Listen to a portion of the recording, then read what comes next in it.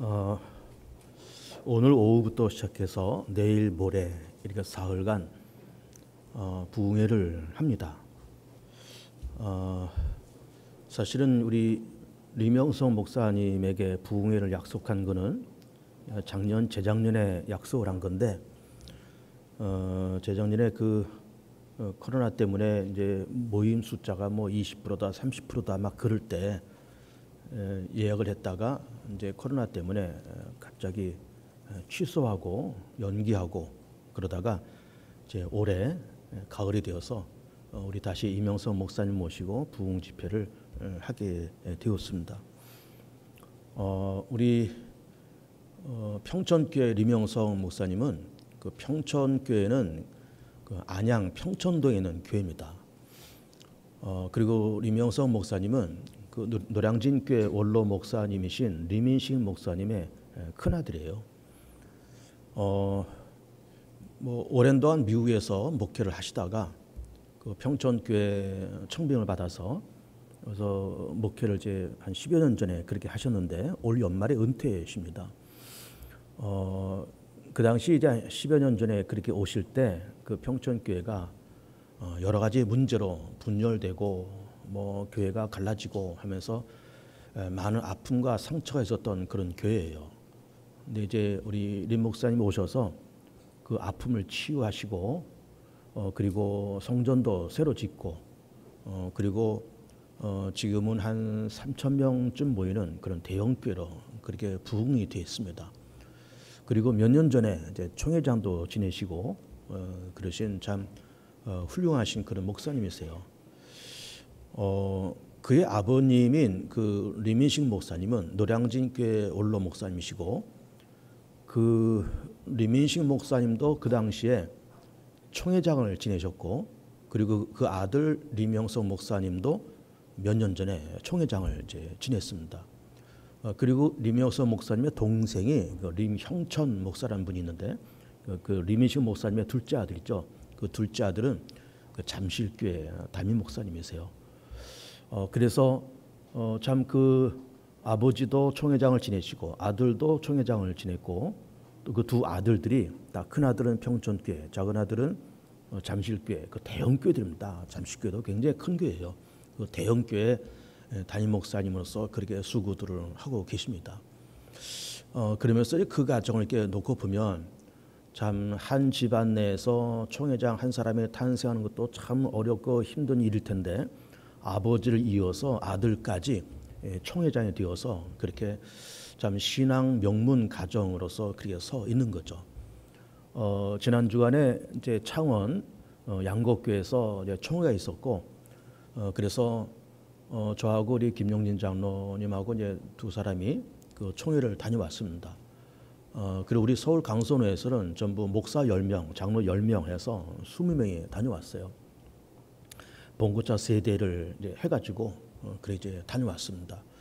좀 의미 있게 그렇게 이제 다녀왔어요. 그러면서 총회를 할 때마다 그 개회 예배를 드리고 개회 예배 끝나면은 그 전 총회장들을 다 강대상에 이렇게 모셔놓고 다 인사하고 박수 치는 이제 그런 시간이 있어요.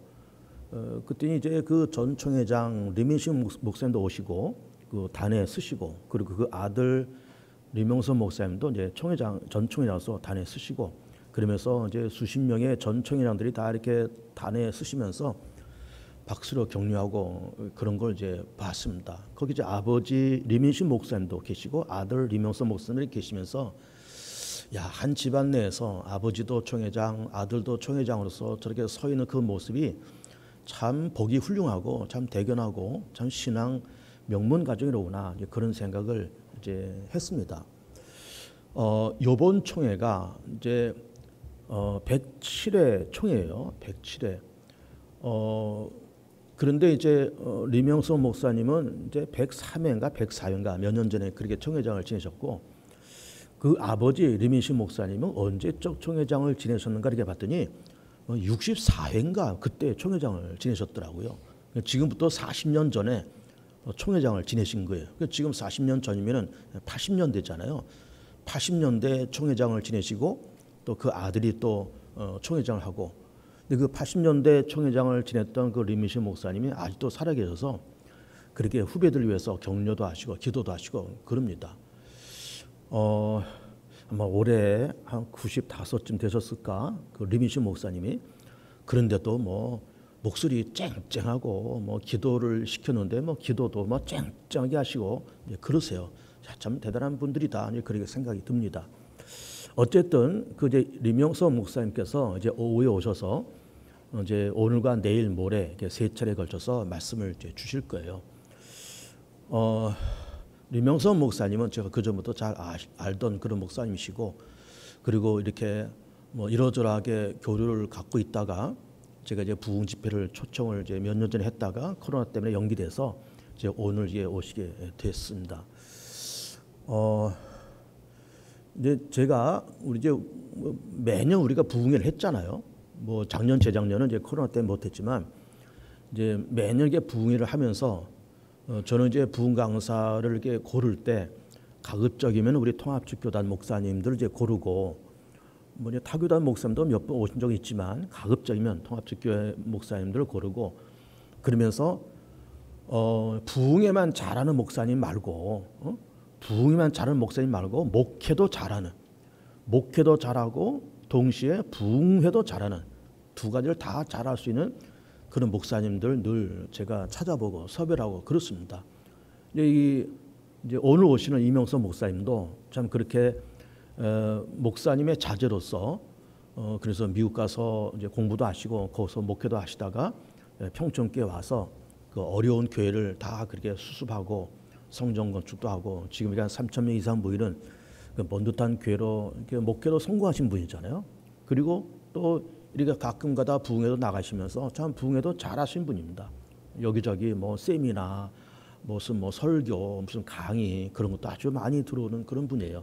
아마도 이제 올 연말에 은퇴하시고 나서도 아마 은퇴하고 나서도 더 바쁘게 살아가실 것 같아요. 여기저기서 설교 요청, 뭐 세미나 요청 이렇게 들어오니까 바쁘게 또 이렇게 살아가실 것 같습니다. 뭐 이제 우리 이명석 목사님 이제 오후에 이제 오시겠지만 저는 이제 이렇게 부흥 강사를 초청할 때마다 제가 뭐 이런 내용의 설교를 해달라고 부탁을 하지 않습니다. 우리 교회가 이런 문제가 있으니까 이런 내용의 설교를 좀 해주십시오. 그런 부탁을 한 번도 해본 적이 없어요. 그 헌신 예배 강사를 초청할 때도 그래요. 우리 교회 이런 문제가 있으니까 이런 방에 좀 설교를 좀 해달라. 그런 부탁을 한 번도 해본 적이 없습니다. 그냥 내가 부탁할 때 목사님 한 3번 정도 설교를 좀 해주십시오. 저녁에만 하니까 한 3타임 이렇게 해주시는데 뭐 그냥 목사님이 편하신 대로 성령이 감동하신 대로 본문 정하시고 제목 정하셔서 그리고 오셔서 말씀 전하시라고 그렇게 얘기를 합니다. 뭐 그래야 그분도 편안하게 와서 설교하시지. 내가 뭐 이런 내용의 설교해달라 이렇게 정해주면 이제 말씀하신 분도 이렇게 제안을 받으니까 불편하고 그러잖아요. 그래서 저는 그런 부탁 한 번도 해본 적이 없습니다. 그래서 어쨌든 이제 목사님께서 한 달 전에 저한테 설교 본문과 제목을 이제 쭉 보내주셨어요. 쭉 봤더니 여러분 그 순서지에 다 있듯이 사도행전 말씀을 다 선택을 하셨더라고요. 그러면서 첫째 날 성령이 너에게 임하시면, 그리고 성령으로 충만한 교회, 하나님의 축복하신 교회 이렇게 돼 있어요. 그러면서 뭐 이제 설교를 들어봐야 알겠지만 교회에 대한 설교를 하시려고 그러는구나. 성령 충만한 교회, 축복받는 교회, 부흥하는 교회, 그 교회에 대한 말씀을 하시려고 그러는구나 생각이 들고 많은 기대를 이제 갖고 있습니다. 그래서 우리 교우들도 오늘 이제 오후 3시에 예배를 드려요. 그리고 내일은 저녁 7시 30분, 또 모레 저녁도 7시 30분 이렇게 예배를 드리고 또 목사님께서 말씀하실 테니까 여러분 오셔서 은혜 받으시고 또 좋은 시간이 되었으면 좋겠습니다. 그래서 오늘부터 이제 부흥회가 있기 때문에 좀 부흥과 관련된 설교를 좀 해야 되겠다 생각하면서 부흥이라는 제목으로 설교 말씀과 본문을 선택을 했습니다.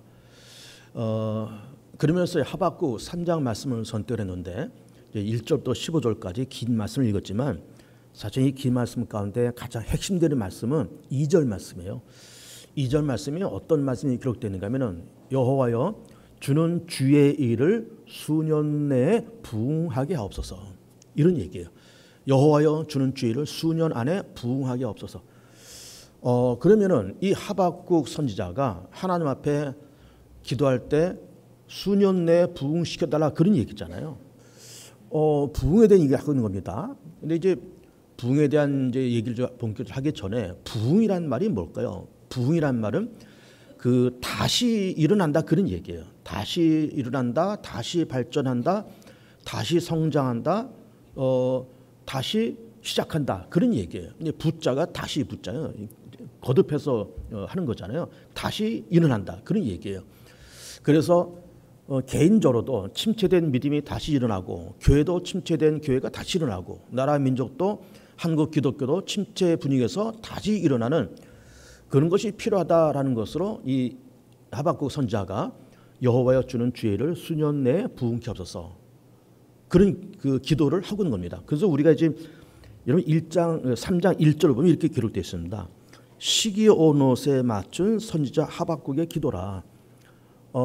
시기 오롯이라는 그런 음률이 있었다는 거죠. 그 음률에 맞춘 하박국의 기도라는 거예요. 그래 이 3장 말씀이 이제 평범하게 이렇게 글로 기록되어 있지만 이게 노래 가사라는 거죠. 노래 가사면서 동시에 기도고 그 시기 오롯이라는 그런 음률에 맞춰서 하박국 선지자가 노래로서 이런 기도를 하나님 앞에 좀 드리고 있는 거예요. 굉장히 아주 그 예술적이고 아주 음악적이잖아요. 그러면서 아주 그 풍성한 영성이 우러나는 그런 기도를 지금 하고 있는 겁니다. 그러면서 수년 내에 부흥케 해달라는 그런 기도가 이 3장 전체의 그런 내용인 거예요. 그러면 이 하박국 선지자가 하박국 그러니까는 이게 뭘까 이게 궁금해하시는 분도 있을 것 같아요. 사람 이름입니다. 사람 이름이고 선지자의 이름이에요. 그러니 하박국 선지자가 어느 시대 사람이고 이 하박국 이 글이 어떤 사건을 배경으로서 쓰여진 책일까라는 것을 잠깐 말씀을 드려볼게요. 제가 이제 우리 교우들에게 그 이스라엘 나라의 연대기를 여러 번 말씀을 드렸습니다. 주전 1000년 나라가 세워지고 900년 나라가 남북 분리되고 그리고 721년 북왕전 멸망, 586년 남왕전 멸망. 이거 제가 여러 번 말씀드렸고 우리 교우들이 그 연대를 기억하시면 좋겠다는 얘기도 드렸습니다. 1000년, 900년, 721년, 586년. 그러면서 그 시간 그 연대 속에 더 중요한 연대가 어딘가 하면은 586년의 그 시간이에요. 그 왜 그렇게 중요한가? 그 586년도 어떤 일이 벌어졌어요? 그 바벨론이 쳐들어와서 예루살렘을 함락시키고 그리고 젊은 사람들을 포로로 끌고 와서 70년 동안 포로 생활을 하게 된 그 사건이 586년의 그 사건인 겁니다. 바벨론 나라의 느부갓네살의 침략을 받아서 예루살렘이 함락되는 그 해가 586년이에요. 우리는 유대인들을 볼 때 유대인들의 역사를 보면은 우리가 흔히 잃어버린 2000년이 있다. 그래서 잃어버린 2000년을 얘기합니다. 왜 그런가 하면은 그때 이제 잃어버린 2000년을 언제로 기점을 잡는가 하면은 이제 예수님께서 십자가에서 죽으시고 부활하시고 한 40년 후에 주 70년에 로마가 예루살렘을 쳐들어와서 그야말로 돌 위에 돌 하나 남지 않고 다 무너뜨리고 그리고 그 와중에 그 유대인들은 전 세계로 뿔뿔이 흩어지면서 영토 없는 민족으로서 2000년을 삽니다. 여러분 이게 말이 이게 2000년이지 영토 없이 한 민족이 세계 속에서 유리방황하면서 살아간다. 그래서 그 고생과 따돌림과 멸시와 무시당함은 이루 말할 수 없는 거예요. 그거를 2000년 동안 감내하면서 결국 1948년도에 이스라엘 나라가 독립을 해요. 이 가나안 땅, 지금의 그 팔레스틴 땅을 이렇게 잡으면서 이스라엘 나라가 정시로 이스라엘 나라는 나라가 세워지고 영토도 있고 주권도 있는 그런 나라로서 세워집니다. 그 전까지는 유대인이라고 하는 민족은 있지만 영토가 없었어요. 영토를 잡고 독립한 해가 1948년도예요. 그러면 로마의 침략을 받았던 때가 70년, 그 독립했을 때가 1948년도니까 이게 어림잡아 거의 2000년이잖아요. 뭐 횟수로 말하면 한 1800 몇 년 이렇게 되겠지만 거의 2000년 잡는 것이고 로마의 대침략으로부터 시작해서 잃어버린 2000년이 있었다라고 그렇게 얘기를 하는 겁니다. 그런데 어떤 이제 역사학자들은 잃어버린 2000년도 물론 일리가 있지만 사실은 유대인들은 잃어버린 2500년이다 이렇게 말을 하는 사람도 있어요. 왜 2500년을 더 잡는가 하면 그 기점을 어디를 잡는가 하면 조금 전에 말씀드린 것처럼 586년에 바벨론 침략을 기점으로 해서 지금까지 1948년도까지 이렇게 잡으면은 이게 진짜 잃어버린 2500년이에요.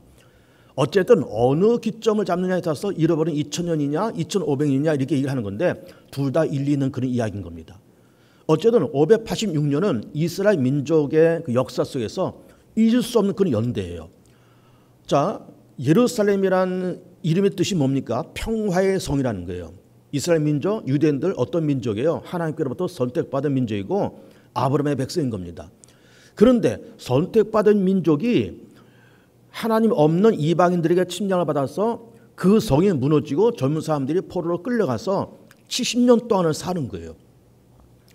그러니 이게 바벨론 땅에서 포로 생활하는 그 포로들이 고향을 생각하면 예루살렘 무너졌죠. 그러면서 무너진 것도 무너진 거지만은 전 세계 모든 이방인들이 유대인들을 향해서 내뱉는 그 조소, 무시, 멸시 이거는 감당할 수가 없는 겁니다. 야, 너희들 유대인들, 너희들 아브라함의 백성이라며 하나님께로부터 무슨 뭐 선택받은 백성이라며 그럼 선택받은 그 백성들이 지금 남의 나라 침략받아서 너희들 지금 끌려가서 거기서 포로 생활하고 있다며 꼴 좋다. 어? 꼴 좋다. 이런 비방과 멸시가 무시당함이 이루 말할 수 없이 그렇게 바벨론 땅에 있는 이 포로들이 그 얘기를 들었던 겁니다. 그러니 이게 얼마나 가슴 아픈 얘기예요. 그 가슴 아픈 얘기를 들으면서 또 본인들의 지금 입장은 포로예요. 노예예요. 그러면서 이 사람들이 왜 우리가 이렇게 선택받았다고 하는 우리들이 이렇게 이방 민족에 침략받아서 나라가 무너지고 이렇게 멸시천대를 받아야 되느냐. 도대체 뭐가 문제냐. 뭐가 문제냐. 그러면서 이 사람들이 그 포로 생활 속에서 그들이 이제부터는 우리가 하나님을 버리지 말고 우상 섬기지 말고 하나님을 섬기면서 율법을 지키고 절기를 지키면서 뭐 우리가 그렇게 한번 믿음을 다시 한번 회복시켜보자. 여호와 종교를 회복시켜보자라는 취지를 가지고 뭘 이 사람들이 만들었는가 하면 유대교를 만들었어요. 이 유대교라고 하는 것이 이 유대인들이 바벨론 포로 생활 그 어간에 만들어진 종교가 유대교예요. 그런 이 사람들이 이제부터는 우리는 절대로 하나님을 버리지 말고 우상 섬기지 말고 한번 제대로 믿고 제대로 율법을 지키는 신실한 믿음의 그런 민족, 순수한 여호와 종교를 섬기는 그런 나라가 되어보자 하면서 이 사람들이 아주 근본주의 유대교인들이 만들어진 겁니다. 그 사람이 누군가는 하시딤이라는 사람들이에요. 하시딤. 그리고 율법 제일주의, 유일하신 하나님. 그렇게 하다 보니까 이게 지나쳐서 어떤 사람들이까지 나오는가 하면 바리새인들까지 나온 거예요. 예수님 당시에 예수님께서 바리새인들을 얼마나 야단치셨어요. 외식하는 자들, 뭐 회칠한 무덤이고, 뭐 그래 바리새인들을 이렇게 야단치셨지만은 사실은 바리새인들은 그 출발이 유대교로부터 출발하고 하시딤으로 출발하면서 이 사람들이 이제부터는 우리는 하나님을 버리지 말고 율법 중심으로 그렇게 살아보자가는 순수한 열정 속에 출발하는 사람들이 바리새인들이에요. 지나치다가 막 이게 막 너무 율법 근본주의적으로 막 문자적으로 막 이렇게 흘러서 그렇지 출발은 그렇게 순수한 목적으로 출발하는 사람들이 바리새인들이었습니다. 어쨌든 그렇게 이 포로 생활 동안에 그들이 유대교를 만들고 그러면서 이제부터 우리가 하나님을 진실로 섬겨보자 하면서 이 사람들이 그렇게 하시딤이라는 그런 종교 단체를 그냥 만든 거예요.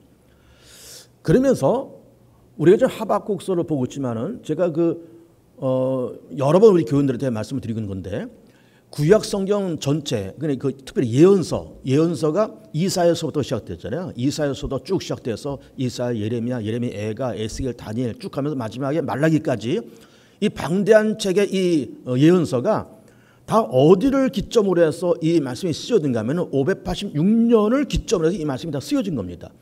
대부분의 책들이 586년을 앞두고 썼거나 아니면 586년을 지나서 왜 우리가 586년에 그 시간을 당할 수밖에 없는가라고 하는 것을 회고하면서 썼거나 그러니까 내다보고 썼거나 아니면 회고하면서 썼거나 그래서 586년이라는 깃대를 딱 꽂아놓고 이사야는 한 100여 년 전쯤 그리고 예레미야는 임박해서 하박국도 마찬가지 하박국도 586년 임박해서 그 바벨론 침략을 조만간 내다보면서 안타까운 마음으로 쓴 책이 하박국이고 예레미야고 그런 겁니다. 이사야는 한 100년쯤 전에 그리고 586년을 살짝 지나서 에스겔 다니엘이 그 당시에 쓰여져요. 그러니까는 586년을 깃대를 딱 꽂아놓고 이사야, 예레미야 이런 사람들은 그 시간을 내다보면서 바벨론의 침략을 내다보면서 이스라엘 민족들아, 유다 민족들아, 우리가 하나님을 버리고 우상 섬기면서 이렇게 돼서 하나님께서 우리를 진노해서 바벨론을 도구로 삼아서 우리를 징계하신다. 그러니 우리는 정신차려 회개하고 여호와께로 돌아가자라고 부르짖는 책들이 이사야, 예레미야 그런 책들이에요. 하박국도 마찬가지입니다. 그걸 살짝 넘어서 에스겔, 다니엘도 이제는 그 시간을 지났기 때문에 우리가 왜 586년에 그 시간을 당했는가라고 하는 것을 되묻고 그 이유를 캐물어 가면서 그래 우리가 하나님을 버리고 우리가 우상을 쫓아다니고 율법을 버렸기 때문에 그렇다라고 하면서 민족을 다시 한번 일깨우고 다시 한번 우리가 믿음으로 살아보자라고 민족을 깨우치고 놓은 책이 그지 에스겔, 다니엘의 서인 겁니다. 그러면서 동시에 그 포로 시대에 또 어떤 일이 벌어지는가 하면은 이제 포로 시대에 유대교가 만들어졌다 그런 말씀 드리는 건데, 그리고 또 많은 예언서들이 586년을 기점으로 해서 그 전에 혹은 그 후에 쓰여졌다 이런 말씀을 드리는 겁니다.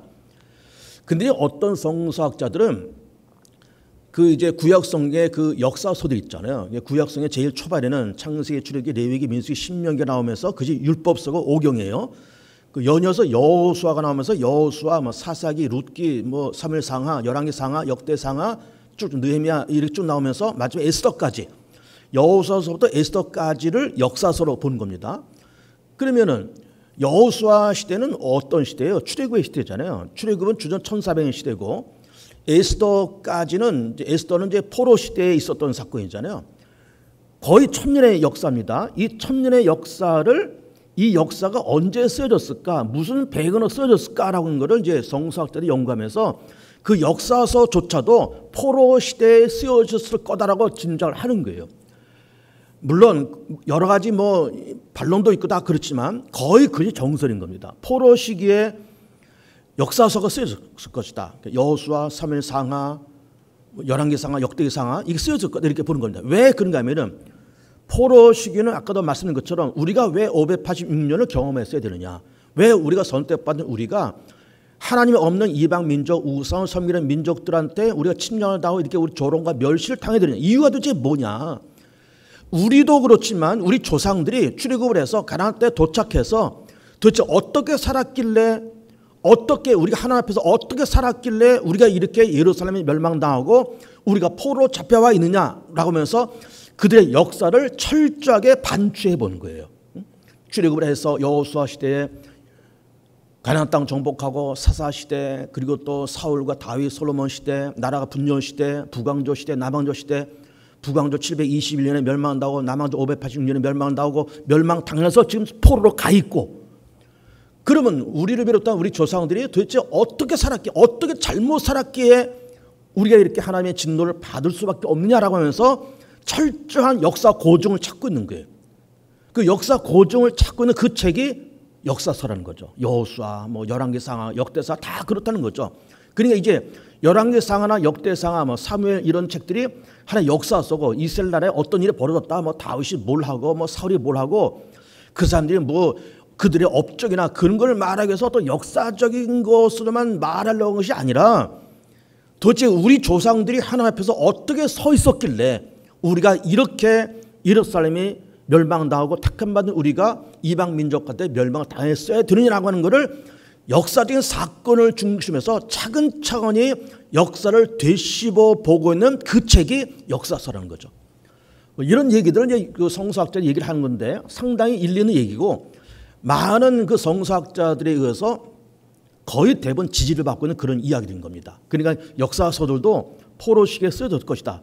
그리고 지금 이 예언서들은 586년을 깃대를 딱 꽂아놓고 이사야와 예레미야는 그 전에 하박국도 임박해서 580년을 살짝 지나서 에스겔, 다니엘서가 쓰여졌다 이렇게 보는 겁니다. 그러면서 그 전에 쓰여졌던 책들은, 그 586년 전에 쓰여졌던 책들은 586년에 그 시간이 온다, 바벨론이 쳐들어온다, 그냥 정신 차리자, 하나님께 돌아오자, 회개하자, 율법과 믿음을 회복하자라는 그런 책들이 다 이사야, 예레미야예요. 다 그렇게 되어 있습니다. 지나서는 586년을 회상하면서 우리가 왜 멸망당했느냐, 우리가 하나님보다 잘못 살았기 때문에 우리가 이렇게 멸망당한 것이 아니야 하면서 회개하고 그들의 잘못을 철저히 뉘우치는 책들이 에스겔, 다니엘서 그런 책들이에요. 하박국은 언젠가 586년 바로 직전에, 예레미야도 바로 직전에 쓰여진 책인 겁니다. 그러니 하박국 선지자가 자 586년에 살금살금 다가와요. 바벨론의 침략이 다가옵니다. 마음이 조급합니다. 이제 이 나라가 바벨론에서 무너질 텐데, 예루살렘 무너질 텐데, 우리 동족, 택함 받은 동족이라는 말을 하는 이 백성은 정신 못 차리고 여전히 죄권에 빠져있고 여전히 우상을 섬기는 일에 빠져 있으니 우리가 빨리 정신 차리고 하나님께 돌아오고 믿음을 회복하자라고 말하면서 하박국은 거기에 더해서 뭘 얘기하는가 하면은 하박국서에 두 축이 있습니다. 이 두 축이 뭔가 하면 하나는 믿음이고 하나는 부흥이에요.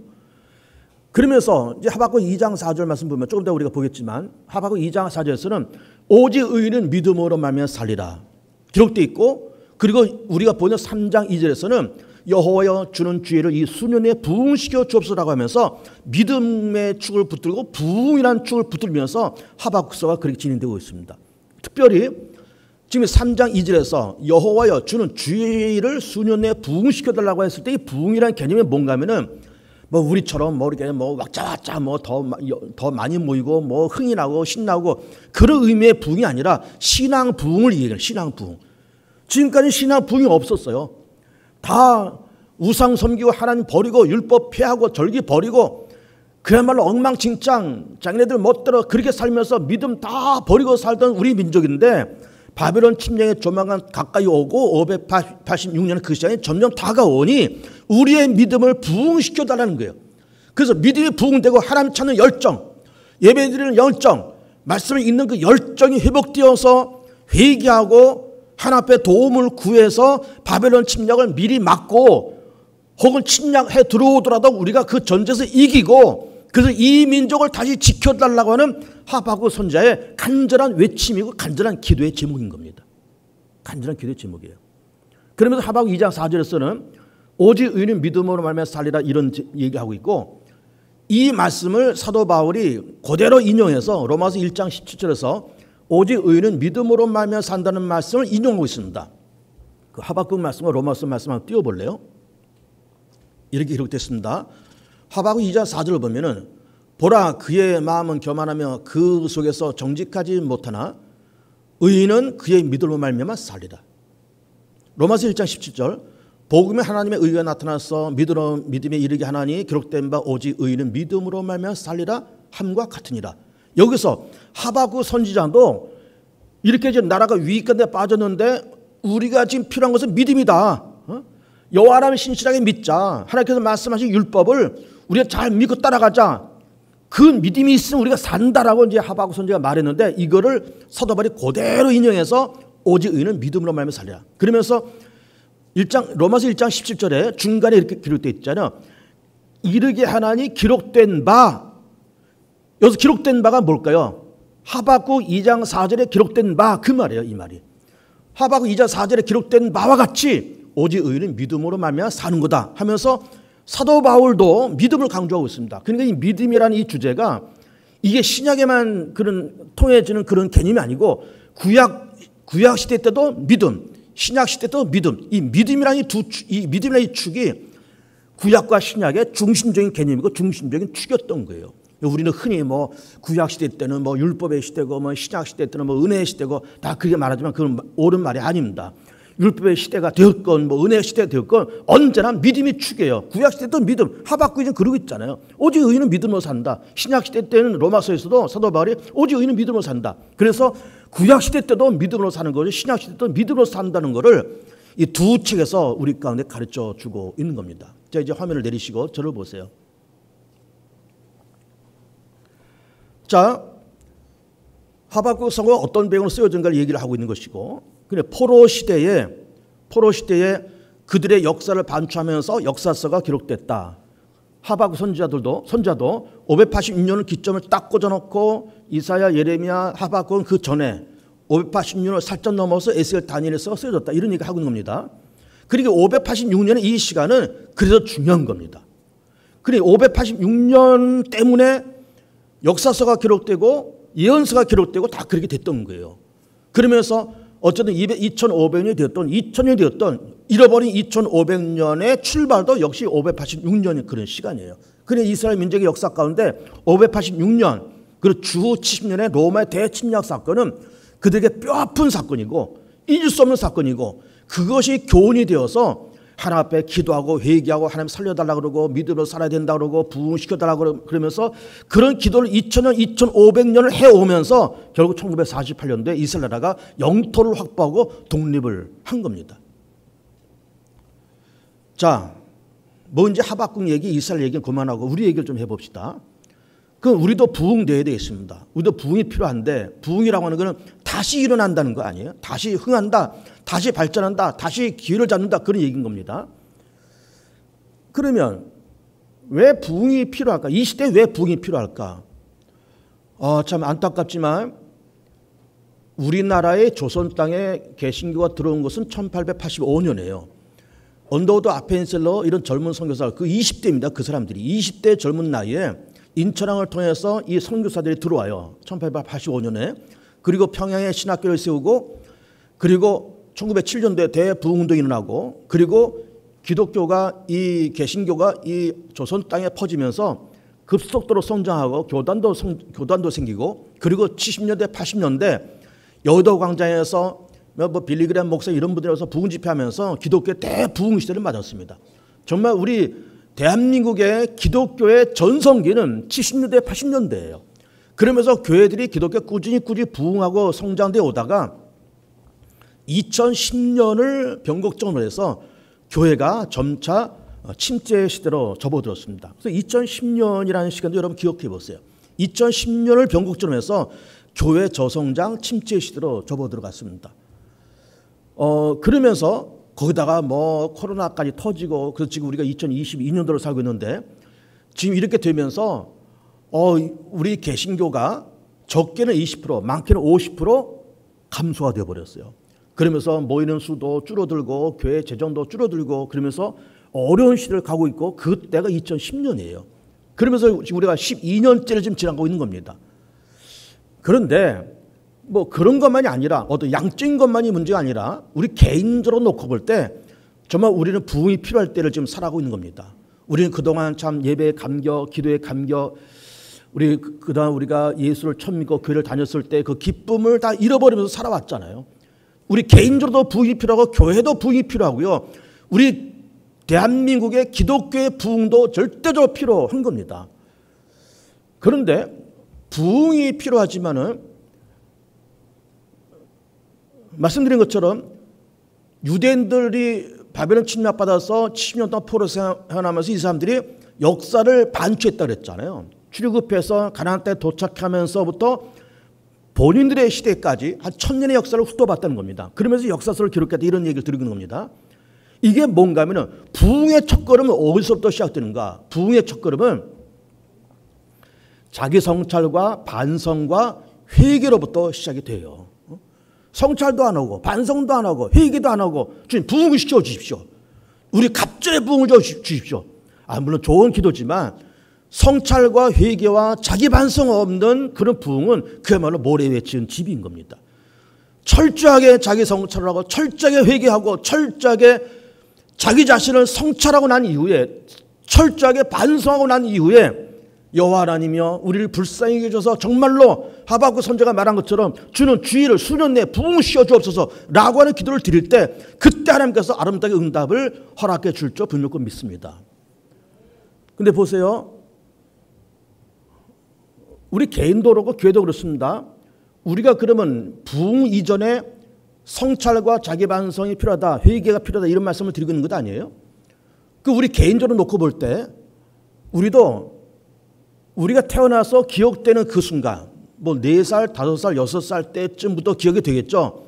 그때쯤부터 기억해서 지금 이 순간까지 내가 살아온 삶을 뭐 한 편의 장편의 드라마를 보는 것처럼 내 인생을 쫙 펼쳐서 한번 조근조근 씹어보면서 그때 내가 뭐 국민학교 다닐 때, 중학교, 고등학교 다닐 때, 또 20대 때, 또 한 30대 때 결혼하고 나서 그리고 쭉 애들 낳고 기르고 지금까지 살아오면서 그 수십 년의 시간을 쫙 펼쳐놓고 보면서 잘근잘근 씹어가면서 잘못 살아왔던 자기의 삶의 모습, 잘못 말하고 잘못 판단하고 실수하고 어리석게 판단하고 그러면서 하나님 뜻에 어긋나서 살아왔던 그 시간들을 잘근잘근 씹으면서 가슴도 치고 회개하고 반성도 하고 성찰도 하고 하나님 너무너무 부끄럽습니다. 그러면 자기 성찰을 하고 난 이후에 여호와 하나님이여 주는 죄의 일을 수년에 부응시켜 주옵소서라는 기도를 그 위에 드릴 때 진정한 개인적인 부응이 있을 줄을 믿습니다. 이게 필요한 작업이에요. 이게 필요한 작업인 겁니다. 뭐 30년은 30년, 50년은 50년, 뭐 70년 70년 그 장관 수십 년의 시간을 한번 들춰보시라고요. 보시면서 어떤 순간에는 정말 부끄럽게 짝이 없고 하나님 앞에 죄송스럽게 짝이 없는 그런 일도 있었고, 그런 사건, 그런 일, 그런 말, 그런 판단, 그런 사고방식, 그런 것이 우리의 삶에 누더기처럼 붙어 있을 거예요. 그런 거 바라보면서 막 부끄러워서 막 가슴을 뜯고 회개하고 통에 자복하면서 하나님이여 나를 용서해달라고, 이런 작업이 우리가 일생 살아가면서 적어도 한 번 정도는 필요해요. 자기 인생을 정말 막 곱씹어가면서 잘근작을 막 난도질 쳐가면서 자기 인생을 반성하고 회개하고 성찰하는 그런 작업이 한 번은 꼭 필요한 작업인 겁니다. 그런 작업이 있었으면 좋겠어요. 그 이후에 주는 죄를 수년 내에 부응시켜 주옵소서라는 그런 기도도 한번 드려보고. 우리 교회도 마찬가지입니다. 우리 교회도 1971년도에 세워졌습니다. 그래서 51년째 가고 있어요. 횟수로 52년째 지금 가고 있는 겁니다.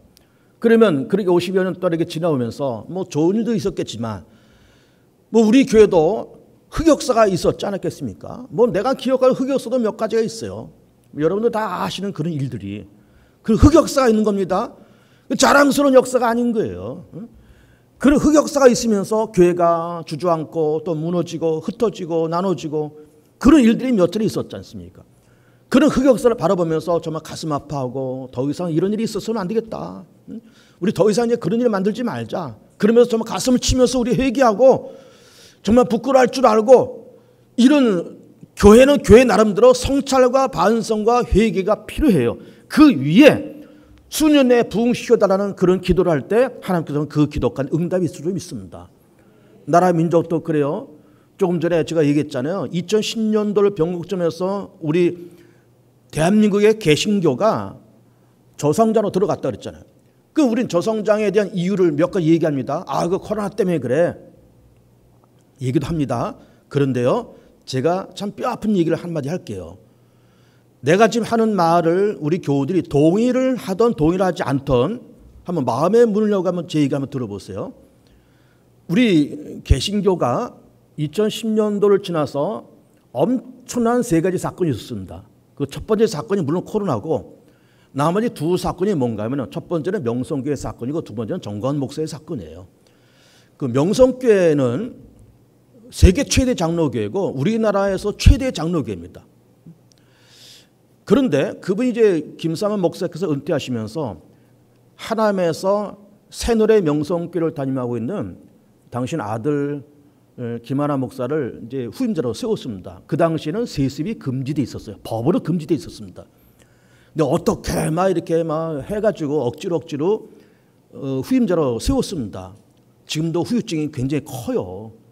뭐 세습이 옳으냐 그르냐라고 하는 걸 말하려는 것이 아니에요. 세습 방지법이 옳으냐 그르냐 하는 것을 말하는 것이 아니에요.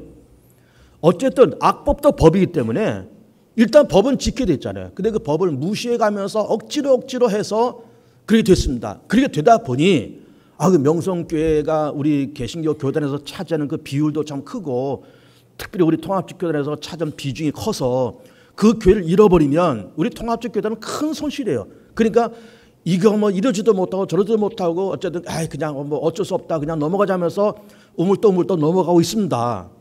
아마 내가 예상하기로는 그냥 어쨌든 지금 이 상태로 그냥 끝까지 갈 겁니다. 뭐 김하나 목사 다시 담임 목사를 잃어버린다든지 그럴 일은 없을 거예요.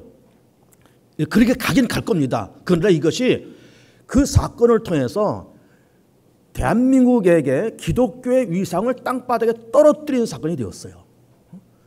세계 최대의 장로교회가 저런 짓을 하고 있다. 저런 짓을 하고 있다. 거기다가 뭐 명성교회 비자금 뭐 몇백억 이런 사건이 있었죠. 그 교회 재정을 담당하던 장로님이요 투신 자살을 했습니다. 근데 그분이 왜 자살했는지 아직 이유를 몰라요.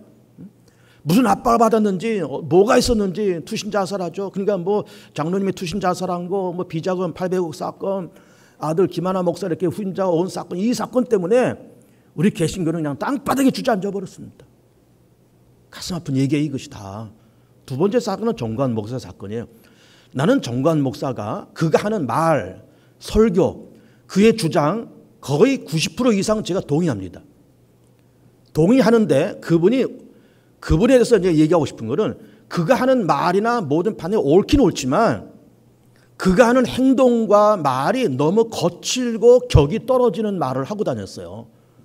예를 들면 막 그 광화문 한복판에서 막 생중계되고 있는 그 현장에서 문재인 이 자식 나와, 이 자식아 나와. 하나님 당신도 내 앞에서 까불면 안 돼. 막 이래 버리니까 이게 교회를 모르는 사람들, 교회 문화를 모르는 사람, 야 목사라는 사람들 다 저런가 보다. 막 저렇게 막 그냥 험담을 하고 뭐 개거품을 품고, 야 이게 기독교의 질이 그냥 땅바닥에 떨어지고 목사의 위상이 땅바닥에 떨어지는 사건을 한 겁니다. 물론 난 그분의 얘기야, 그분의 설교나 메시지는 대부분 동의해요. 그러나 그 방법이 좋지 않다 그 말이에요. 어쨌든 문재인 씨가 마음에 들든 안 들든 어쨌든 그 한 나라의 대통령인데 대통령으로서 어떤 격을 지켜주고 그분의 위상도 지켜주고 인정해 주면서 존중해 주면서 그게 말을 해야지. 문재인 자식 나와 이거. 이게 광화문 한복판에서 생중계되고 그 현장에서 말 그대로 그렇게 말을 하니 이게 대한민국의 기독교의 위상과 목사의 위상과 교회의 위상을 땅바닥에 떨어지는 일을 한 거예요. 그러니까 그 정권이 개신교를 좋아할 수 있어요? 좋아할 수 없잖아요. 그러니까 이제 코로나가 터지니까는 옳다 잘됐다 코로나를 그냥 교회다가 다 뒤집어 씌우면서 자 교회는 코로나의 온상지다. 교회 나가지 말어. 이렇게 돼 버리니까 그래서 이 난리가 난 거예요. 이 난리가. 내가 지금 하는 말에 동의하지 않아도 괜찮습니다. 그러나 나는 양심적으로 내가 얘기하는 거예요 지금. 양심적으로. 그러니 2010년도를 지나가면서 그런 코로나 사건, 정광훈 목사 사건, 또 명성교회 사건 이 세 사건이 대한민국의 기독교 위상과 교회의 위상과 목사의 위상을 땅바닥에 떨어뜨리는 일이 됐다 그 말이에요. 그래서 지금 반토막이 나오고 뭐 20% 30%가 땅에 떨어지고 있니 그렇게 되어버린 겁니다. 그러니까 우리 이 즈음에 부흥이라는 단어 좀 얘기했지만 주님 우리를 부흥시켜 주십시오. 물론 부흥시켜 달라는 우리의 고백 하나님께서 응답하시겠지만 그 전에 뭐가 필요해요? 우리 대한민국의 교회가 대한민국의 기독교가 개신교가 뭘 잘못했는지를 우리가 알아야 돼요. 뭘 잘못했는지를. 우리 개봉주한교가 그동안 50년을 지나가면서 뭘 잘못했는지를 우리가 알아야 돼요. 그걸 반성해야 되고 가슴 아파해야 되고 이런 일을 더 이상 만들지 말자라고 서로 합의를 해야 되고 그렇게 가야 우리가 희망 있고 부흥의 길을 갈 수 있는 것이지 그냥 가다가 또 덜커덕 무슨 일이 생기고 가다가 덜커덕 무슨 일이 생기고 이렇게 돼버리면은 이게 힘듭니다 여러분. 힘들어요. 그래서 오늘날 모레 우리 목사님께서 이제 사도행전 말씀을 가지고 교회단 말씀을 하실 것 같아요. 부흥을 삼으면서 여러분 말씀을 들으시면 좋겠지만 그 전에 뭐가 필요하다고요? 성찰과 회개와 반성이 필요해요. 어떤 성찰? 내 자신, 교회, 우리 대한민국의 개신교가 뭘 잘못했는지 역사 앞에 대한민국 국민들 앞에 5천만 대한민국 국민 앞에 뭘 잘못했는지 우리가 알아야 돼요. 반성해야 되고 회개해야 되고 다시는 그런 과거를 범하지 말아야 돼요. 그래야 교회가 살아요. 그래야 교회들이 부흥돼요. 가슴 깊이 새겨 들으셨으면 좋겠습니다. 그래서 이번에 부흥회를 하면서 말씀 듣고 은혜 받고 모두가 다 좋은 시간이 되었으면 좋겠습니다.